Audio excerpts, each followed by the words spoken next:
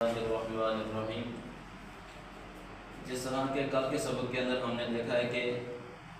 سب سے پہلی دعا اللہم اغفر لحینا و میتنا و شاہدینا و غائبنا و صغیرنا و کبیرنا و ذکرنا و انسانا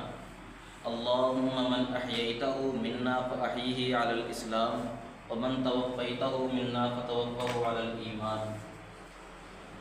پچھلے سبق کے اندر جو ہم نے دعا پڑھی ہے اس کے اندر اللہ رب العزت کے پیارے پیغمبر صلی اللہ علیہ وسلم نے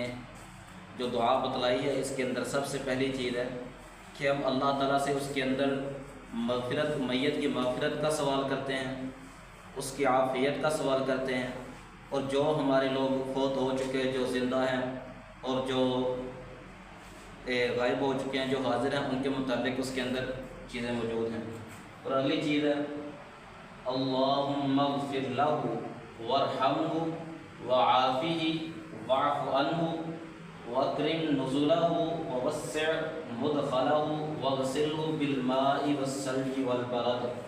ونقہ من الخطایا کما نقیت الثوب الابیض من الدنس۔ یہ جو اتنا ٹکڑا ہے اس کے اندر اس کا مفہوم کیا ہے کہ اس کے اندر پہلے نمبر پر ہم اللہ تعالیٰ سے یہ دعا کرتے ہیں کہ اللہ تعالیٰ سے مغفرت کا سوال ہے پہلے نمبر پر، اور دوسرے نمبر پر اس کی رحمت کا، تیسرے نمبر پر وعافہ واعف عنہ اللہ تعالیٰ سے عافیت کا سوال کیا جاتا ہے، ٹھیک ہے۔ اور اس کے بعد اگلا ہم اللہ تعالیٰ سے سوال کرتے ہیں واکرم نزلہ، اپنے کرم کو نازل فرما، ووسع مدخلہ، اور جس چیز کے اندر، جس قبر کے اندر اسے داخل کیا جا رہا ہے اس کو اللہ تعالیٰ وسیع کر دے، واغسلہ، اور اس کے گناہوں کو دھو دے، بالماء، پانی کے ساتھ، والثلج، اولوں کے ساتھ، والبرد، اور برف کے ساتھ، ونقی، اور مٹا دے، من الخطایا، اس کے گناہوں کو، کما، جس طرح نقیتا، مٹایا جاتا ہے، الثوب الابیض، یا